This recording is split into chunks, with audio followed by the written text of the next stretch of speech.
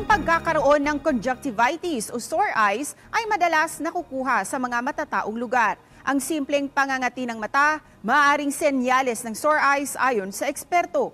Narito ang report ni Paul Hernandez ng GMA Regional TV, Balitang Southern Tagalog.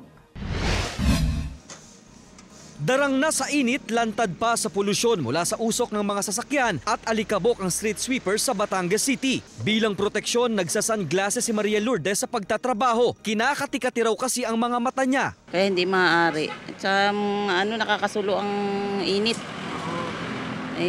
Mahirap. May pagkakataon pang namumula ang mga mata niya pagka-uwi sa bahay, kaya nag-eye drop na rin daw siya. Ang pangangati ng mata maaaring sintomas nga na conjunctivitis o sore eyes ayon sa isang ophthalmologist sa Batangas Medical Center. Bukod dyan, senyalis din ng sore eyes ang pamumula ng mata at pagmumuta. Parang foreign body sensation, minsan parang may buhangin na pakiramdam. Minsan naman po ay pwedeng as simple as pagluluha, and then eventually magkakaroon na po ng malagkit na pagmumuta. Wala naman daw talagang pinipiling panahon ng sore eyes. Yun nga lang, mas madalas daw ang hawaan tuwing mainit ang panahon dahil karamihan ng tao nasa labas ng bahay para mamasyal. Para maiwasan, dapat panatilihin ang kalinisan sa katawan. Ugaliin ang paghuhugas ng kamay. Pwede raw maglagay ng ice pack sa mata o di kay pipino kapag namamaga ang mata. Hindi naman po tayo mahahawa kung tayo ay magtititigan.